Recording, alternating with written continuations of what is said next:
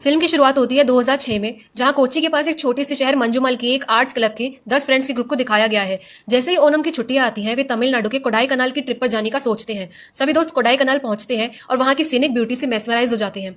वो टाउन को एक्सप्लोर करते हैं, बहुत सारी एक्टिविटीज में पार्टिसिपेट भी करते हैं। ट्रिप के आखिरी दिन उनका एक दोस्त सुधी गुना केव्स के बारे में बताता है, जहां पर तमिल फिल्म गुना की शूटिंग हुई थी।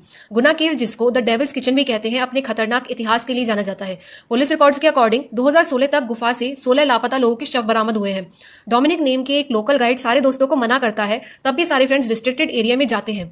एक्साइटमेंट से भरे हुए और वार्निंग को इग्नोर करते हुए वो गुना केव्स में काफी अंदर तक चले जाते हैं। वहां पर वो लोग एक पत्थर पर मंजुअल बॉयज लिखते हैं।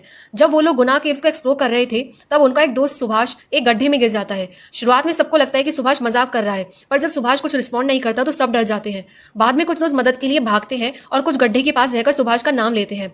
जब लोकल्स को इस घटना के बारे में बताते हैं, तो वो उन्हें पुलिस स्टेशन और फॉरेस्ट डिपार्टमेंट के पास जाने की सलाह देते हैं। तभी वहां रहने वाले लोग उस जगह के भयानक इतिहास के बारे में बताते हैं कि उसे डेविल्स किचन कहा जाता है और आज तक जो भी वहां गया वो कभी जिंदा नहीं आया। सुभाष के दोस्त पुलिस स्टेशन पहुंचते हैं, जहां पर पुलिस उन पर ही एक्यूजेशंस लगाती है। पुलिस उन्हें पहले हत्या का आरोपी बनाती है और कहानी गढ़ने का आरोप भी लगाती है।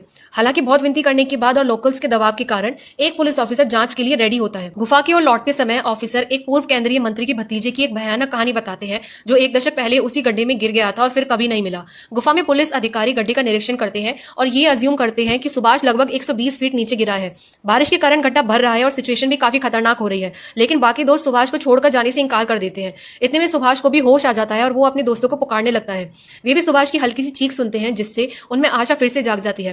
पुलिस और फायर डिपार्टमेंट को बचाव के लिए बुलाया जाता है। वे सुभाष को पकड़ने के लिए रस्सी को नीचे करने की कोशिश करते हैं, लेकिन वो संदेह में होते हैं कि सुभाष रस्सी पकड़ने की स्थिति में नहीं होगा। पुलिस और फायर डिपार्टमेंट वाले उसे निकालने के लिए गड्ढे में अंदर जाने से इंकार कर देते हैं। ये देखकर दोस्तों में से एक कट्टन नीचे जाने का फैसला करता है। पुलिस ऑफिसर शुरुआत में नहीं मानते, लेकिन दोस्तों और स्थानीय लोगों के समझाने के बाद आखिरकार सहमत हो जाते हैं। कट्टन को गड्ढे में उतारा जाता है, लेकिन रास्ते में जिस रस्सी से कट्टन को उतारा जाता है वो कम हो जाती है और पुलिस को चिंता होती है कि और नीचे जाने सेफ नहीं है, क्योंकि वहां ऑक्सीजन लेवल बहुत कम होगा और वो कट्टन की जान भी जोखिम में नहीं डालना चाहते। हालांकि कट्टन कहता है कि वो सुभाष की आवाज सुन सकता है और वो उसे छोड़कर नहीं आएगा। पुलिस और रस्सी का इंतजाम करती है और कट्टन को और नीचे खींचती है। 120 फीट की गहराई पर सुभाष कट्टन को खून में लथपथ और कीचड़ में लेटा हुआ मिलता है। कट्टन उसे बाहर निकालता है और बाकी दोस्त मिलकर उसे ऊपर खींचते हैं।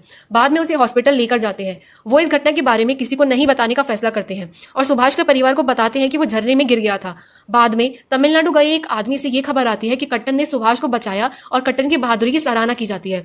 2 साल बाद कट्टन को जीवन रक्षा पदक से सम्मानित किया जाता है।